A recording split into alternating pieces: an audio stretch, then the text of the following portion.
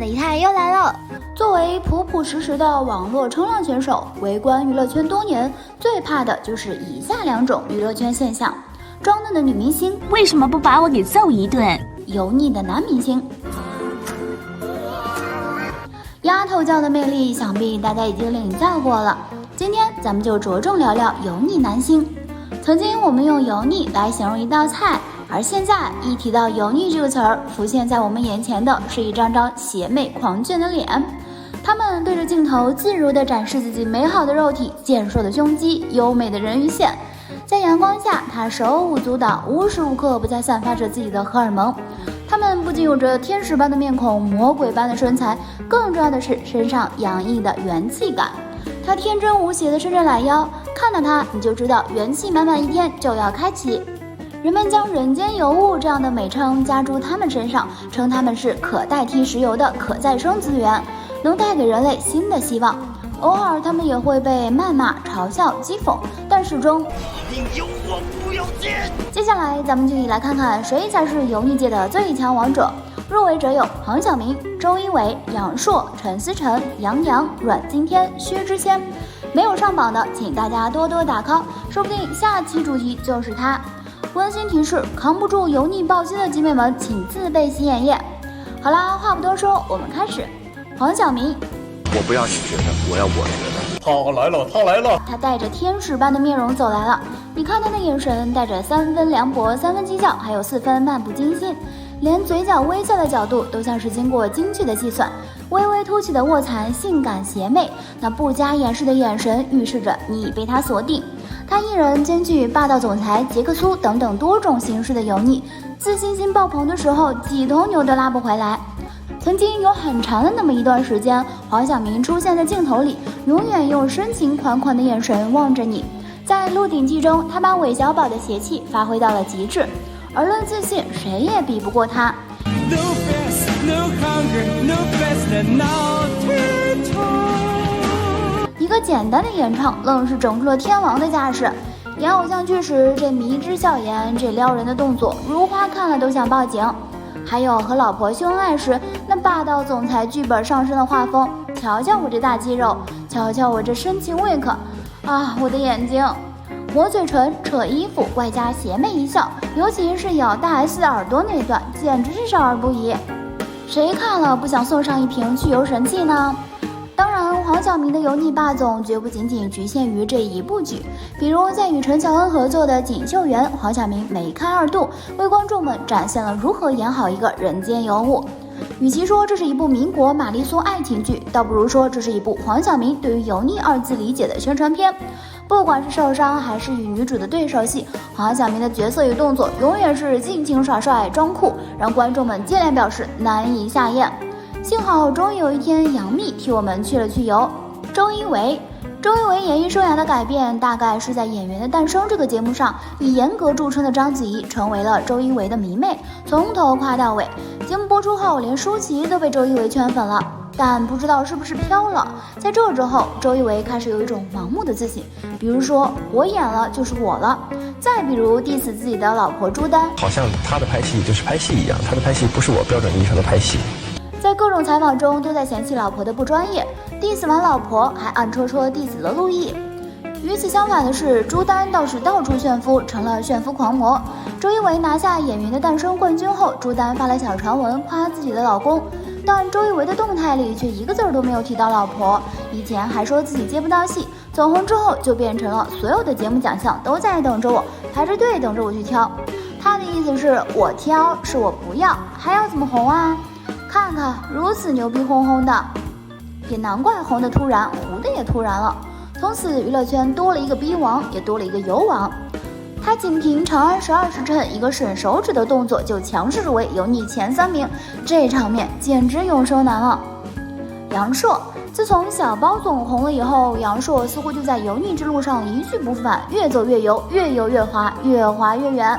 当年最出圈的必然要数这个在泳池边扭屁股的片段，杨烁也是凭借一己之力把一个风流倜傥的花花公子演成了一个油腻男，操着沙哑的嗓音有事儿没事儿对着女主挤眉弄眼，意外的是，杨烁终于凭借包奕凡这个角色一炮而红，10年硬汉无人知，一招骚包天下闻。尝到甜头的杨烁接二连三饰演了各式霸总，在油腻之路上一去不复返。他和刘涛还2次合作过电视剧《我们都要好好的》，这部剧讲的是一对离婚的夫妻，但看看剧照中的男主是不是有一丢丢猥琐的气息？这熟悉的酒窝和笑容，这半永久的胡子，再次为他身上的油腻气质添砖加瓦。后来他和娜扎的《归还世界给你》也是熟悉的配方，一样的风格。进入公司时，整个公司的女生都被他迷倒。看看这上挑的眉毛，硬挤的酒窝，邪魅一笑，换到男二时突然一个华丽丽的转身。不好意思，我笑得好大声。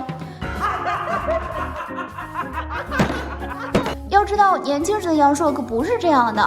作为唐嫣和童瑶的同班同学，其实杨烁并没有看上去那么老，曾经也是白白净净的小鲜肉。就算后来不是小鲜肉了，也是很正常的帅哥。留起胡子后，杨烁也有过不油腻的时期，像张涵予这种硬汉路线其实挺适合他的。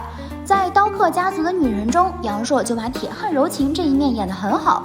归根结底还是凹造型毁所有啊！陈思诚，曾经的陈思诚是《士兵突击》中朴实接地气的军人，是大丫鬟中温文尔雅的少爷。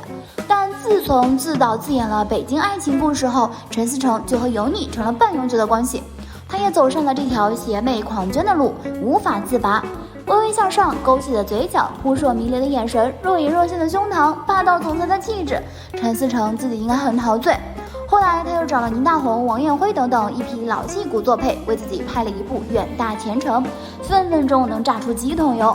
不过比起外表油，思想的油腻才是最让人无法喜欢的。大概这也是为何他宣布和佟丽娅离婚时，大家都在欢呼的原因吧。杨洋，军校出身以颜值出名的杨洋，不油腻时清新脱俗，但颜值再高，油腻起来也是一言难尽。曾经有一段时间，杨洋也沉浸在霸总的氛围里无法自拔，比如《三生三世十里桃花》中这段拉面式的动作戏。说实在的，真不知道这是在做什么。但事实上，杨洋不需要油腻就已经足够好看。比如刚出道时有些羞涩腼腆的他，在花少中，杨洋的人设是地主家的傻儿子，特别讨喜。也不知道是哪根筋搭错了，居然也走上了热爱歪头杀、蝎子笑的坑里，不论拍什么都要往嘴里塞，估计是牙口太好。后来走回正轨，不再油腻的他，依旧是偶像里颜值的天花板。毕竟这是一个连寸头都可以轻松驾驭的男人，只能说刻意凹造型真的太毁形象了。阮经天，如果说阮经天还是13年前的季存希，或许还不至于沾上油腻一词。虽然也没觉得他有多帅，但身材比例优越，穿上笔挺的西装演个霸道总裁还是绰绰有余。也不知道是不是因为看到赵又廷在《三生三世十里桃花》的成功，促使阮经天产生了错觉，迎来了一部扶摇。一样的女主，还是那个熟悉的配方，前有赵又廷贡献出的整容式演技，后有阮经天奉献出的油腻式演技。剧里各种花式撩妹、自我陶醉、沾沾自喜的表情，愣是把孤傲高贵演成了油腻邪魅，活生生的偶像剧霸道总裁的套路。帅哥，你可长点心吧。薛之谦，这又是另外一种不同的类型了。友情提醒一句，部分画面可能会引起不适，请谨慎观看。在裤裆里藏着油条，结果掏出来之后直接就吃了。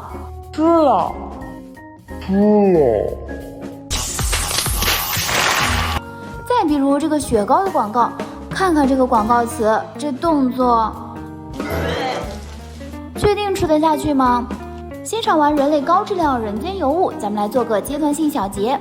市面上常见的尤物主要可以归为几类：邪魅风的，自我感觉太良好，比如陈思诚和曾经的杨洋；low 风的，比如薛之谦这种一不留神就产生了心理阴影；还有霸总风的，比如杨烁和黄晓明。说实话，他们是不是对霸道总裁这个词儿有什么误解啊？曾几何时，多少演员塑造了成功的霸总形象，比如陈坤的金燕西，让人心疼又向往；彭冠英的风萧声，虽然是个无恶不作的反派，但他将暗黑系霸总演绎得淋漓尽致。希望以后的霸总都能按照这样的标准来。其实歪嘴笑也不是没有歪的好看的，比如归根到底还是过犹不及啊。美不自知，帅不自知，才是真的美还帅。过于刻意的，永远会显得很油腻。这么多种油腻男星，你被谁惊讶到了？谁又是你心目中的最强油王呢？欢迎在评论区留言告诉一太哦。好啦，今天的视频呢就分享到这里啦。如果喜欢四姨太的视频，就请多多订阅和关注。四姨太每天都会更新精彩娱乐资讯哦。